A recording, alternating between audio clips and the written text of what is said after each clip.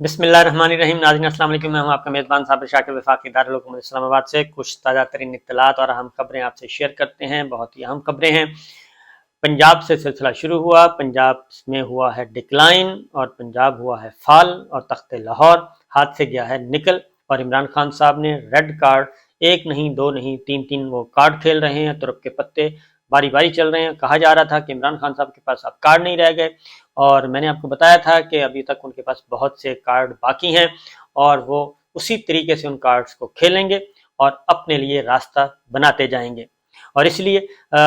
सिफारती हलके भी, सिफारत खानों में भी, सिफारती हलकों में भी बहुत ये बातें फैलाने की कोशिश की गई कि इमरान खान साहब की छुट्टी हो चुकी है, इमरान खान साहब पे रेड लाइन है, इमरान खान साहब नहीं आएंगे, इनको फारिग कर दिया गया, पाकिस्तान तहरीक इंसाफ का कोई मुस्तकबिल नहीं है। लेकिन सिफारत खाने ये बात मानने के लिए तैयार नहीं है। उसकी वजह यह है कि वो कहते हैं कि जिसकी इतनी पब्लिक सपोर्ट हो, इतनी ज़्यादा पब्लिक सपोर्ट हो और कोई भी ऐसा सर्वे नहीं हो रहा जिसमें पाकिस्तान तहरीक इंसाफ की जो मकबूलियत है, जो वोट जो किए जा रहे हैं, सर्वे किए जा रहे हैं, उसमें कोई भी ऐसा हल्का नहीं है जिसमें 60% से कम हो, 60 से ऊपर रिजल्ट आ रहे हैं पाकिस्तान तहरीक इंसाफ के और बाकी जमातों के 20%, 10%, 25% ये आ रहे हैं। तो इसलिए ये मुमकिन नहीं है। इसलिए अभी तक भी मैं आपको बता रहा हूँ कि सिफारती हल्के बदस्तूर जुड़े हुए हैं इमरान खान साहब के साथ और वो गहरी नज़र रखे हुए हैं और वो बदस्तूर जो पल्स भेज रहे हैं, जो अपनी रिपोर्ट्स भेज रहे हैं अपने अपने मुल्कों को, उसमें वो यही कह रहे हैं कि इमरान खान को इग्नोर नहीं किया जा सकता, पाकिस्तान तहरीक इंसाफ को इग्नोर नहीं किया जा सकता। इसलिए जो भी प्लानिंग करनी है, जो भी एंगेजमेंट्स करनी है, जो भी कोऑपरेशन के प्रोजेक्ट करने हैं, वो ये जहन में रख के कीजिएगा कि पाकिस्तान तहरीक इंसाफ मुस्तकबिल में इक़्तिदार में आ सकती है और मौजूदा सरकार जो है, मरासला सरकार, उसका मुस्तकबिल दिन ब दिन मखदूश होता जा रहा है। ये सारी की सारी चीज़ें हो रही हैं और इसका हमें भी पता है और रियासत पाकिस्तान को भी पता है और गैर मुल्की सफारत खाने जो इस्लामाबाद में और कौंसलेट खाने दो सूबाई दारुल-हुकूमतों में काम कर रहे हैं, वो भी हर जगह से इसी तरह की रिपोर्ट्स भेज रहे हैं अपने अपने सफारत खानों को और सफारत खाने अपने अपने मुल्कों को ये रिपोर्ट्स भेज रहे हैं। अब हो ये रहा है कि आज का दिन जो है वो भी इम्पॉर्टेंट है। आज पहले कहा गया कि जो समरी है वो उस पर फोर्जरी हुई है, उस पर दस्तखत सही नहीं है, उस पर तारीख वो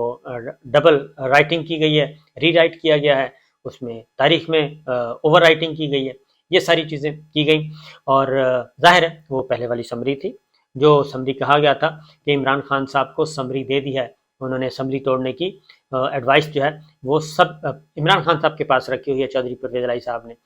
तो उसके बाद कहा गया कि जिसकी क्या हैसियत है,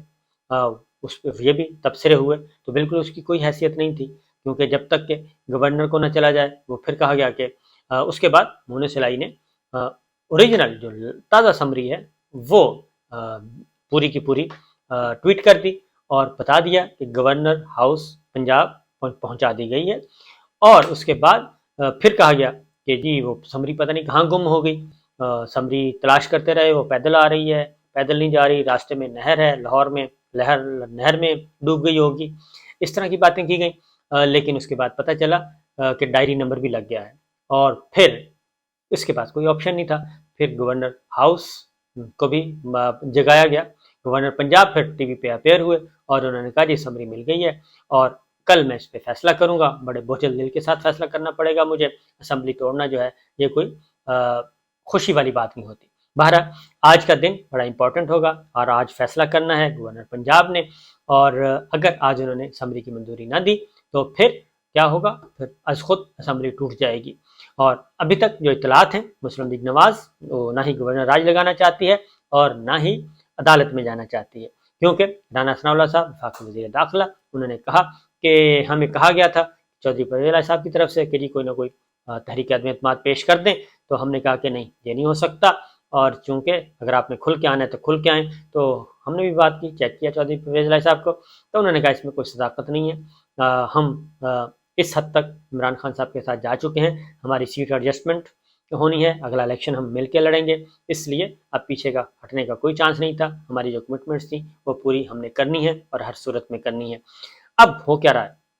अब ये हो रहा है, चौधरी शुजा साहब के बेटे आए, उन्होंने कहा कि एस्टेब्लिशमेंट से जो मुलाकातें होती थी वो तो इकट्ठे होती थी चौधरी शुजा साहब और चौधरी परवेज़ इलाही साहब के, तो चौधरी परवेज़ इलाही साहब को जो बात की गई थी وہ चौधरी शजात साहब को भी बता दी जाती। अब वो भी उधर भी थोड़े से परेशानी का आलम है कि ये क्या हो गया है, क्योंकि ये वाला ट्रैक सही रह गया, हमारे वाला ट्रैक ज़रा मध्यम हो गया है। अब एक ही तरीका है कि चौधरी शजात साहब और चौधरी परवेज़ इलाही साहब एक हो जाएं, पाकिस्तान मुस्लिम लीग काफ़ी एक हो जाए, और जो सीट एडजस्टमेंट हो रही है चौधरी परवेज़ इलाही साहब के नीचे आ जाएं सारे, चौधरी शजात साहब के भी बच्चे भी, और उस सीट एडजस्टमेंट में वो भी फ़ायदा उठा सकते हैं। बहरहाल उसके बाद ये हुआ जी कि अब ये बात तय हो गई है कि फिर हुआ ये कि अब मुस्लिम लीग नवाज़ ये कह रही है कि हम तो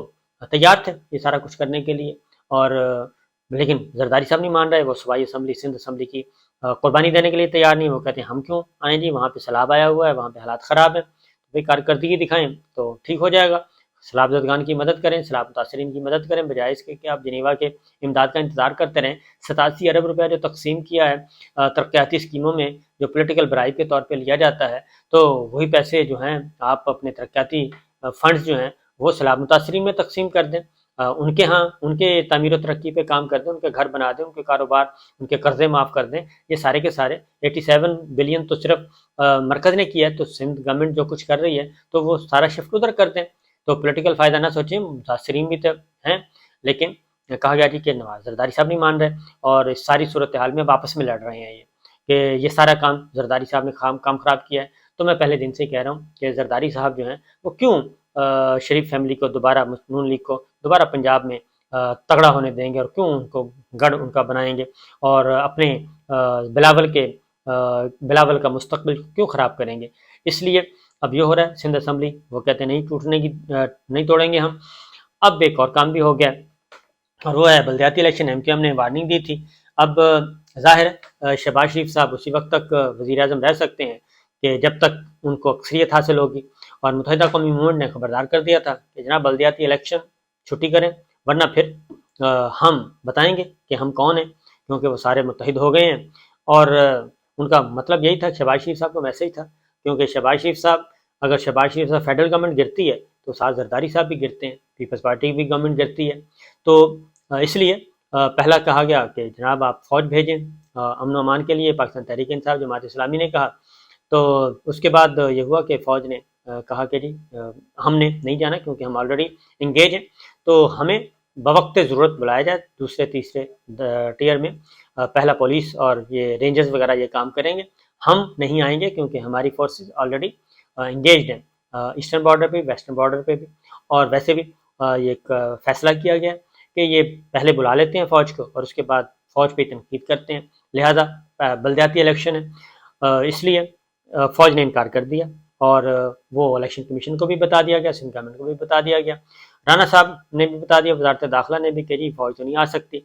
तो इधर से MQM ने वार्निंग दे दी। MQM ने जब वार्निंग दे दी तो फिर रात 1:30 बजे 2 बजे तक फिर हुई मीटिंग्स, 2 बजे तक मीटिंग्स हुई, और रात की तारीकी में ऐलान किया शर्जील मेमन साहब ने, कराची, हैदराबाद और दादू के इलेक्शन जो है वो मुलतवी कर दिए गए बल्दियाती इलेक्शन के, और इस तरीके से MQM की बात मान ली गई। अब पाकिस्तान तहरीक इंसाफ और जमात इस्लामी वो इसको चैलेंज करेंगे। तो पहले मरहले में जरदारी साहब जो कि मान नहीं रहे थे, बिलावल साहब जो कि मान नहीं रहे थे, पीपल्स पार्टी को कराची, हैदराबाद, दादू का केक नज़र आ रहा था, बल्दियाती इलेक्शन का मेयरशिप नज़र आ रही थी,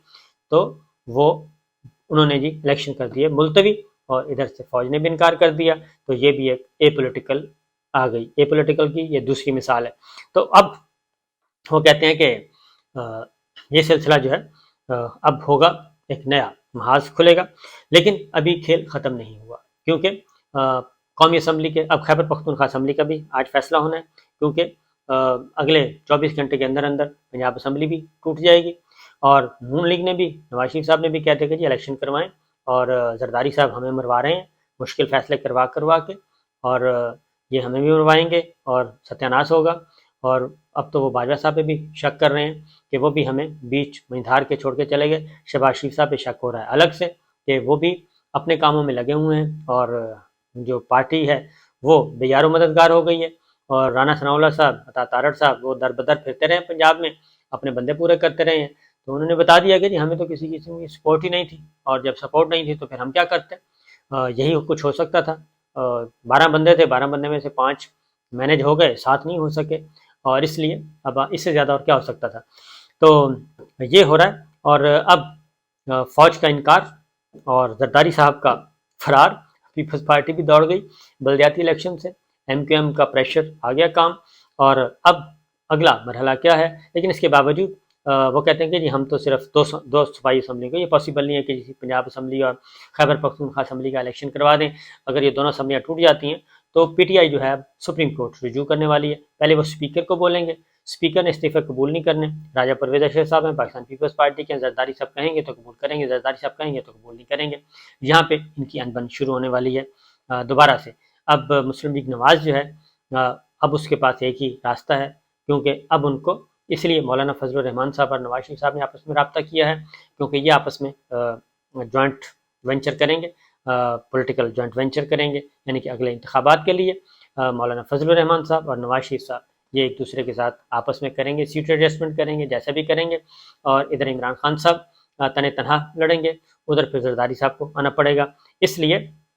یہ اتنا آسان کام نہیں ہے۔ اب یہاں تک کہ پاکستان تحریک انصاف نے یہاں تک کہہ دیا کہ وہ موجودہ الیکشن کمیشن بھی ہے تو اس کے ساتھ بھی ہم الیکشن لڑ لیں گے، ہمیں الیکشن چاہیے، اس کے علاوہ کچھ نہیں چاہیے، فری اینڈ فیئر الیکشن ہونا چاہیے۔ اور انہوں نے